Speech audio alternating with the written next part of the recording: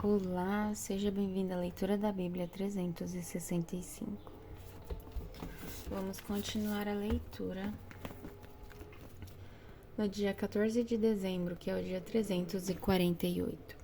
Vamos iniciar o livro de Jonas, capítulo 1, versículo 1, até o capítulo 4, versículo 11. O Senhor deu esta mensagem a Jonas, filho de Amitai: Apronte-se e vá à grande cidade de Nínive.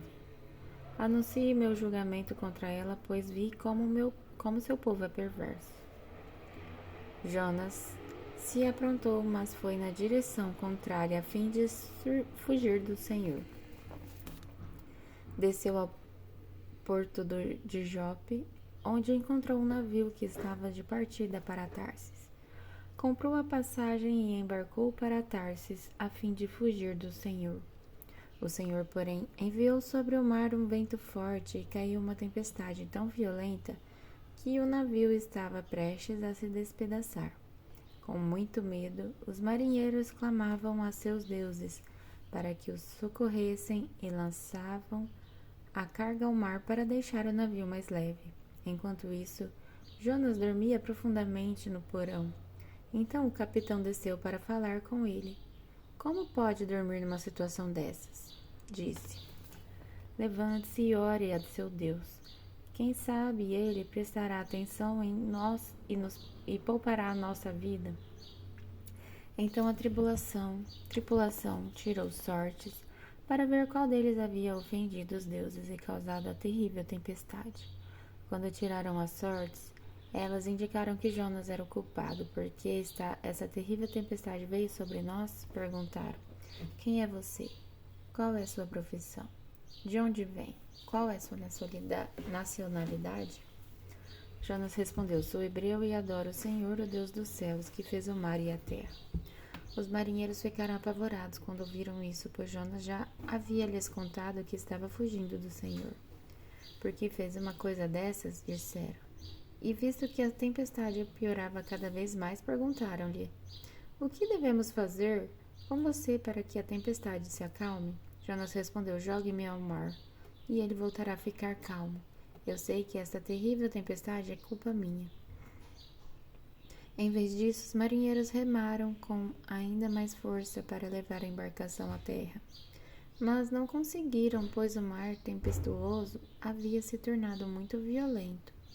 Então clamaram ao Senhor e disseram: Ó Senhor, não nos deixe morrer por causa deste homem, e não nos responsabilizes pela morte dele.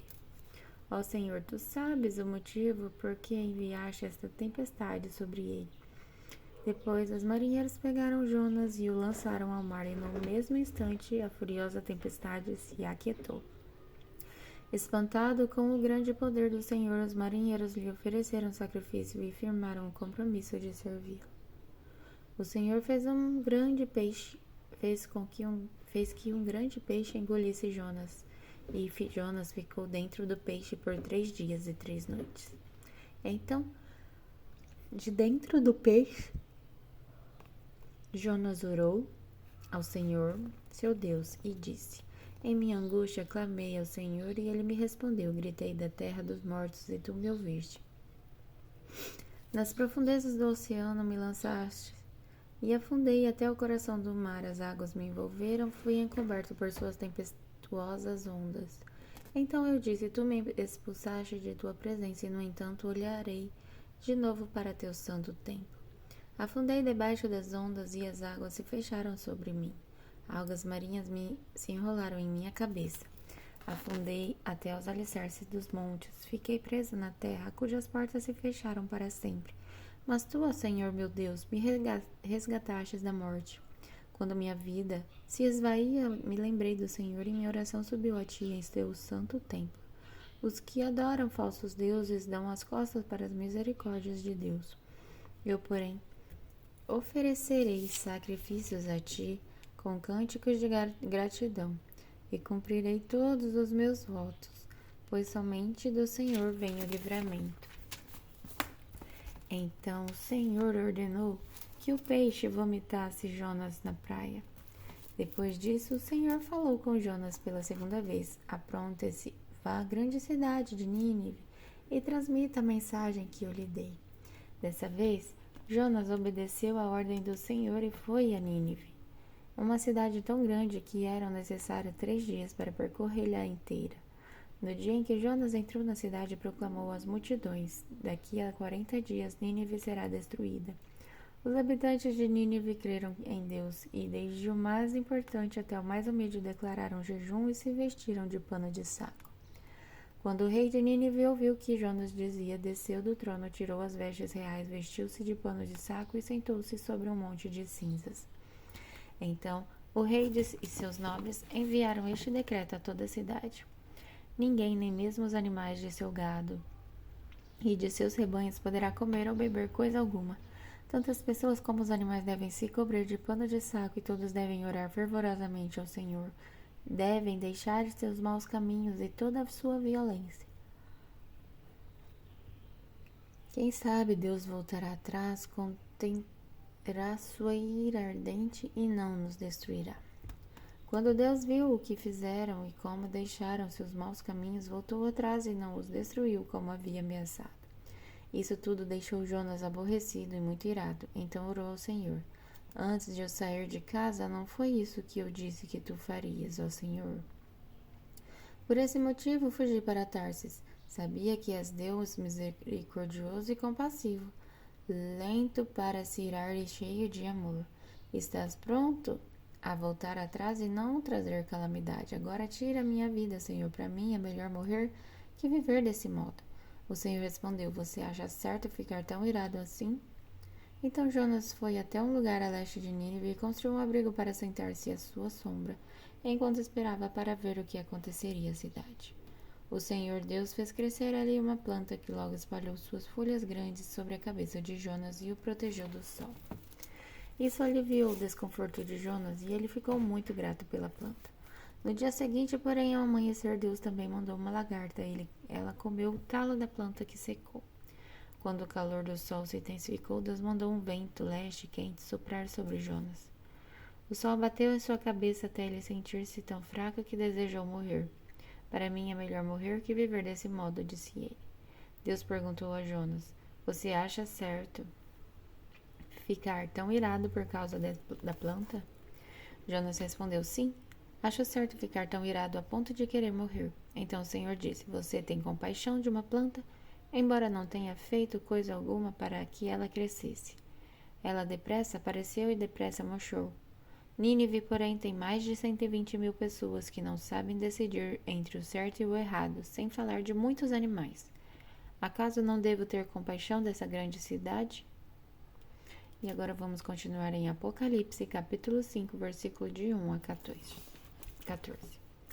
Então, na mão direita daquele que estava sentado no trono, vi um livro escrito por dentro e por fora e lacrado com 7 selos. Vi um anjo poderoso que perguntava em alta voz: quem é digno de romper os selos deste livro e abri-lo? Mas não havia ninguém no céu, nem na terra, nem debaixo da terra que pudesse abrir o livro e lê-lo. Comecei a chorar muito, pois não se encontrou ninguém digno de abrir o livro e lê-lo. Então um dos 24 anciões me disse: não chore, veja, o leão da tribo de Judá, o herdeiro do trono de Davi, conquistou a vitória. Ele é digno de abrir o livro e os 7 selos.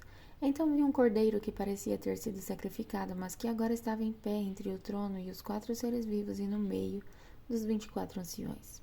Tinha 7 chifres e 7 olhos, que representavam os 7 Espíritos de Deus enviados a todas as partes da terra. Ele deu um passo à frente e recebeu o livro da mão direita daquele que está sentado no trono. Quando o cordeiro recebeu o livro, os 4 seres vivos e os 24 anciões se prostraram diante dele. Cada um tinha uma harpa e taças de ouro cheias de incenso, que são as orações do povo santo, e entoavam um cântico novo com estas palavras: tu és digno de receber o livro, abrir os selos e lê-lo, pois foste sacrificado e com teu sangue compraste para Deus pessoas de toda tribo, língua, povo e nação. Tu fizeste deles um reino de sacerdotes para nosso Deus, e eles reinarão sobre a terra. Então olhei novamente e ouvi as vozes de milhares e milhões de anjos ao redor do trono e também dos seres vivos e dos anciões. Cantavam com forte voz: digno é o cordeiro que foi sacrificado de receber poder e riqueza, sabedoria e força, honra e glória e louvor. Depois, ouvi todas as criaturas no céu, na terra, debaixo da terra e no mar cantarem: louvor e honra, glória e poder pertence àquele que está sentado no trono e ao Cordeiro para todo sempre. E os 4 seres vivos disseram: Amém. E os 24 anciões se prostraram e adoraram.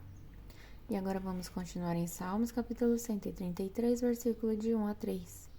Como é bom e agradável quando os irmãos vivem em união, pois a união é preciosa como o óleo da unção, que era derramado sobre a cabeça de Arão e descia por sua barba, até a bainha de suas vestes. É revigorante como o orvalho do monte Hermon, que desce sobre os montes de Sião. Ali o Senhor pronuncia sua bênção e dá vida para sempre. E agora vamos continuar em Provérbios, capítulo 29, versículo de 26 a 27. Muitos buscam o favor do governante, mas a justiça vem do Senhor. O justo despreza o injusto, o perverso despreza o íntegro. Até o dia 15 de dezembro.